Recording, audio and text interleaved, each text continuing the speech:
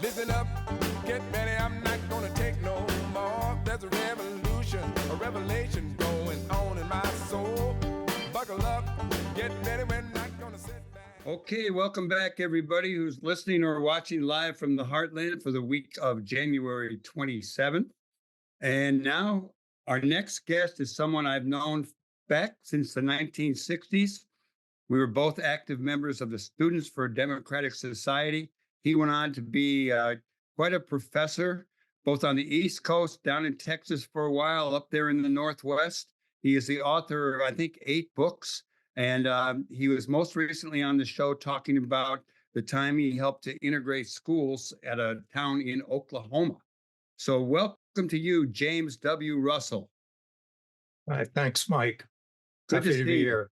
You look as good in a always. tie there, brother. Yeah. Well, one of the things that I keep finding out about you is that you have more and more books, and you've put out a couple of books on retirement, and most recently, you have a book called A Labor Guide to Retirement. I'm a little older than you. I just hit 82. Retirement is something that we thought would happen. In a way, it happened for me, but in a way, we're both still working away. So talk about your book and what led you to devote a bunch of attention to this Labor Guide to Retirement. Well, I was involved in a struggle in Connecticut when I discovered that the 401k type plan that I had was that I was paying about twice as much into it, and I'd get half the benefits of people my colleagues who were in a pension plan instead. And so I started a movement, a rank and file union movement, which resulted in us being able to convert our 401k money into pension credits. And that resulted in a much better retirement for me. And in the course of all of that, I had to learn everything I could about pension plans and 401ks and so forth. So I ended up writing a couple of books about it. And one of the things I discovered, the motive for this last book, is that there are a lot of people in the labor movement who really don't know as much as they should know about pension plans, because they may be in the position of having to negotiate them. They're certainly in the position of having to explain them to members. And this is something that I thought was really needed, was a guide so that people could really be brought up to speed and really understand what was going on. Who is as a guy who's also putting out some books and some more, who's reading your book? And I mean, you've got this guide for people in the labor movement and beyond about things they should know. You think people are paying attention? Are you able to reach some people with it? Yeah, I mean, I'm all the time getting emails from people who come across the book and have questions about their particular retirement plan at work, especially if they are union activists. And, so I'm able to interact with them, which is exactly what I wanted to be able to do. That's good. Now, let me ask you, what is the relationship between your longtime SDS experience, your progressive work, and becoming a retirement activist? How did Well, it connect? well, certainly back when I was in SDS, I never would have guessed that I would become interested in retirement issues. I mean, I thought Or that live was that long. right. I mean, I thought that was probably the most boring thing in the world. Okay, but I've become quite fascinated with it because I think it is a central part of the labor experience. I mean, you work for 30, 40 years and you don't want to go off your own personal fiscal cliff after that. And yet you want to be able to continue living as you're accustomed to living. And that's the whole point of what retirement plans are supposed to do.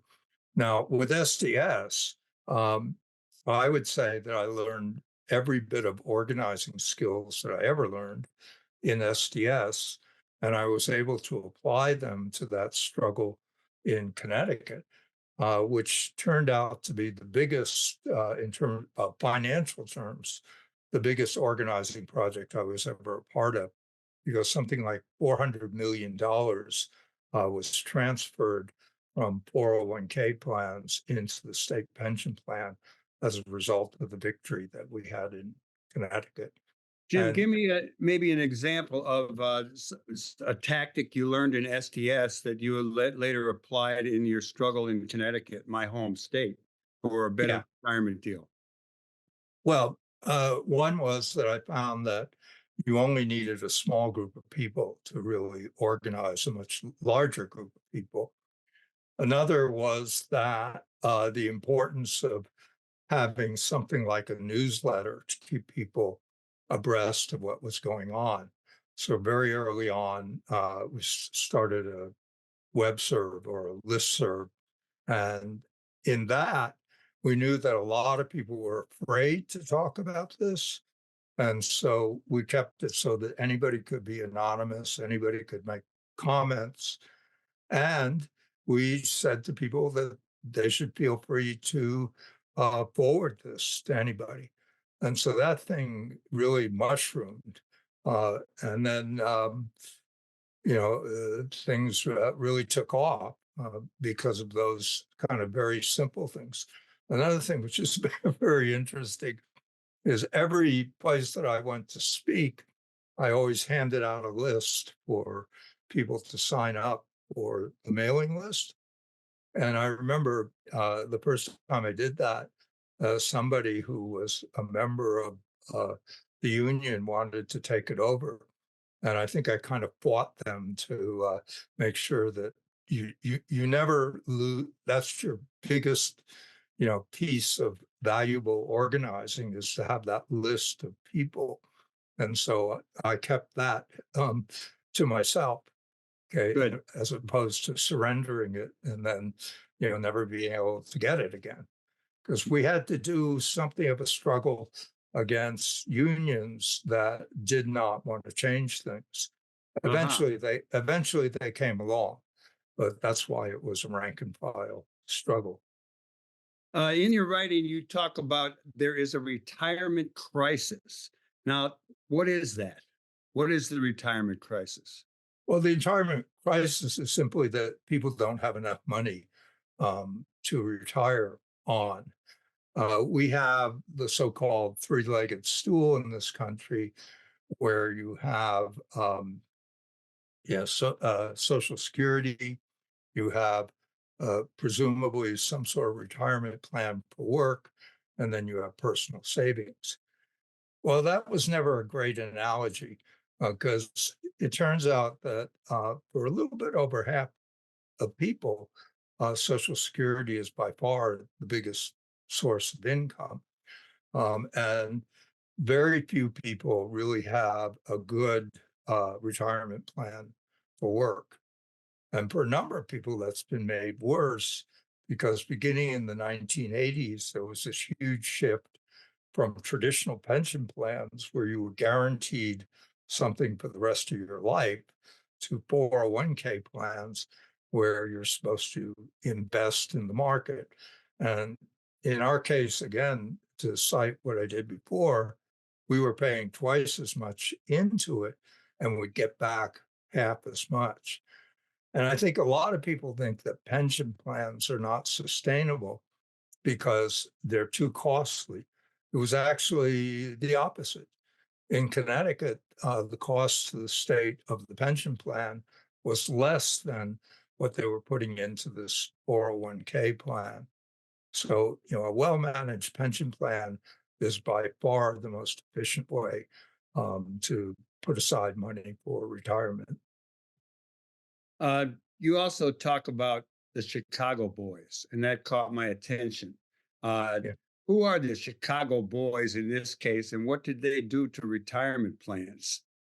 Well, Milton Friedman, professor at University of Chicago, is very famous for really trying to develop a kind of pure capitalism. Okay, and he was opposed to Social Security because he didn't like to see money going through government as opposed to going through the stock market. He thought that every person should just save up and then whatever would happen to them. Well, the Chicago Boys became a term in Latin America because advisors connected to him went around to a number of countries and ended up with pro-market reforms in those countries, a lot of privatization, so forth, free market stuff. In Chile, there was a man named Jose Piñera who was not a student of Friedman, but a student of Friedman. Okay, and actually went to not Chicago, but Harvard. And when the military dictatorship took over, he became a major figure in the government. And then in 1983, he transformed a Social Security-like system in Chile into a 401k type system for the whole country. And, when that happened, a lot of people didn't know what to make of it. Okay. But by 2000, it was very clear that people who had been put into this investment plan were not going to get sufficient retirement income. And people who had stayed in the older plan were doing much better. Now, that's become a major issue in Chile, with hundreds of thousands of people demonstrating for a return to the older system. So the Chicago Boys, as they were called in Latin America, really wreaked a lot of havoc with people's security.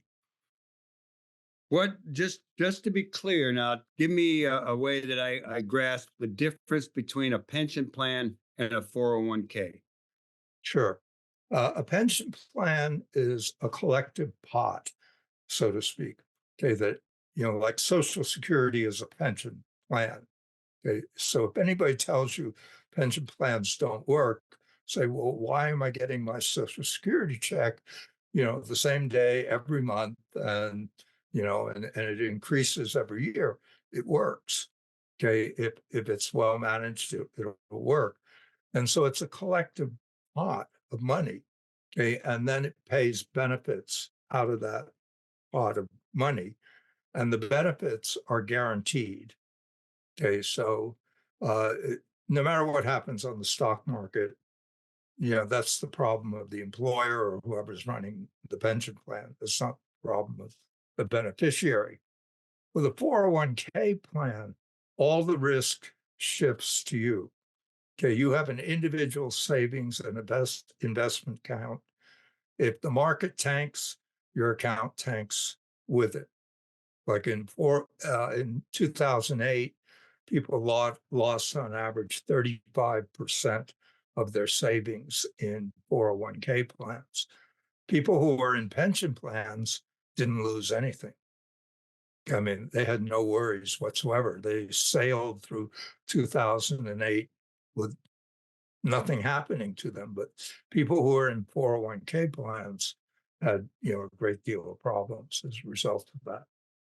Well, expand of that a little bit about, we hear that pension plans don't work. I know two that are, apparently, the Social Security, and I'm in the Screen Actors Guild. And I like them.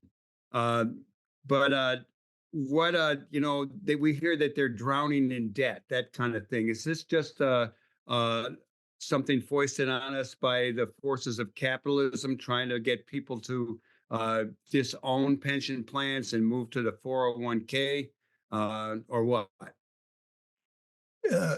Briefly, you're absolutely right. Okay, and more elaborate, there are something like 50,000 pension plans besides Social Security. in the United States. Most of them are quite healthy. Okay. What we hear about are the ones that are teetering on, some sort of, financial problem. Okay. And there are indeed plans like that. I mean, no retirement plan is going to work unless it is well managed. I mean, you have to, in a lot of cases, the ones that are doing badly is because they weren't funded properly over the years.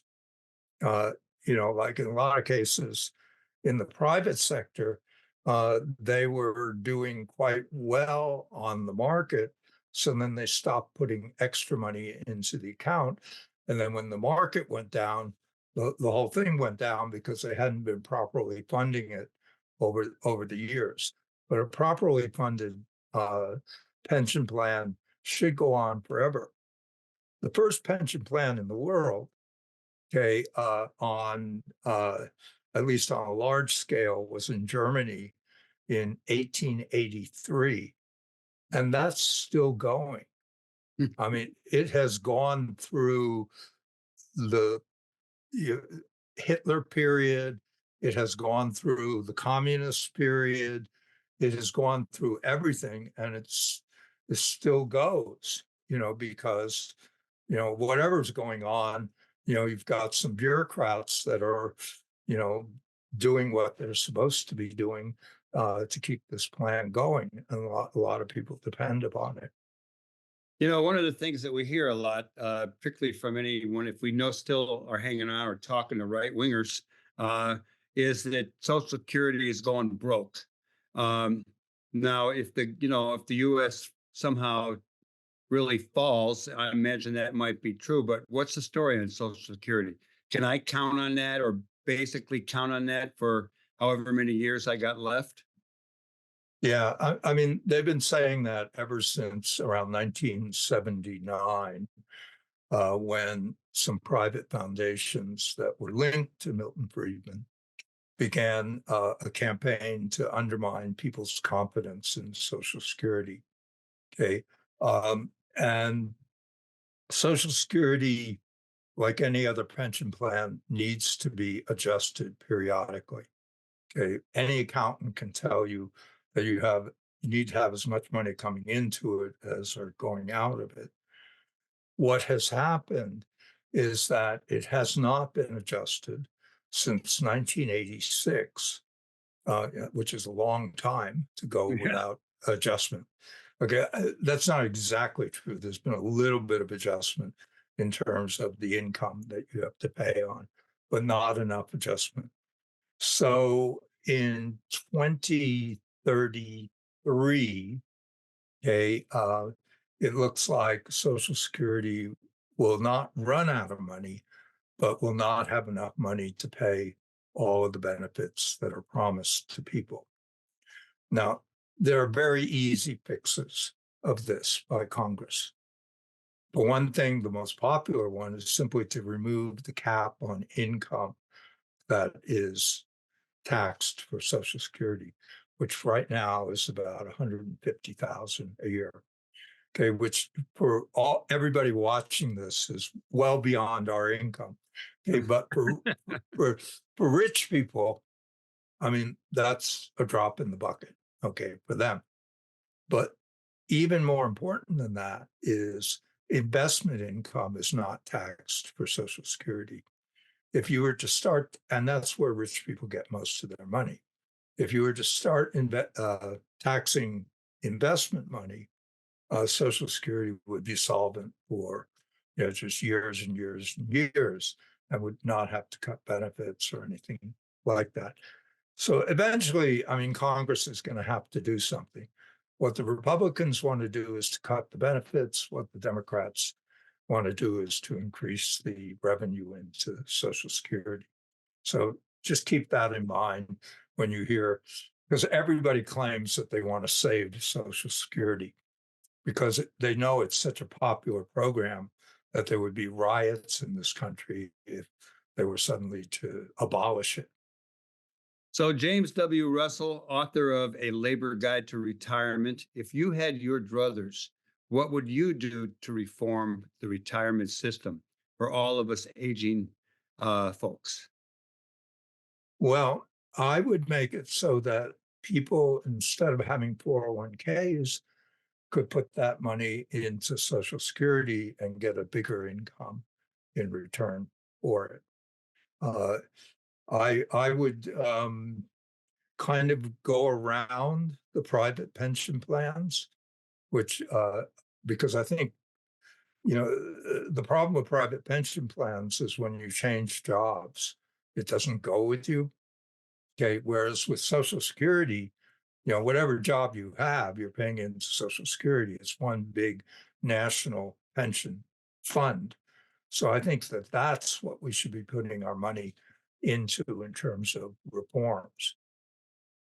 We got about a minute left, and I'm going to fire this at you. This is not about retirement, but in looking at all the books you've written, one I really love was that Escape from Texas, a novel about slavery and the Texas War of Independence. But I just discovered today that you wrote a book called the Marx Engels Dictionary. Give us at a time when socialism is getting more popular, give us a little bit on that book, real short.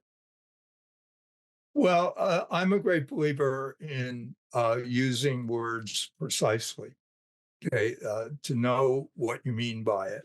Okay, for example, if you say middle class, I mean, there's probably about 50 different meanings of that flying around. So you need to be somewhat precise. And Marx and Engels, okay, who, whatever you think about communism and so forth, they were extraordinary scholars. They really dissected capitalism, and they invented a whole set of new concepts to be able to do that. So the idea behind that book was to provide a quick reference to someone who's struggling their way through, Marx and Engels and wondering what these words mean, that are central, because it's almost a whole new language. So that was what the idea was behind that book. Well, I'm going to have to get at that so I can really get a good definition for the petite bourgeoisie and other terms. James Russell, That's in there. all right. You're a wonderful guy, and I'm glad we get to talk every now and then. It's been more frequent these days.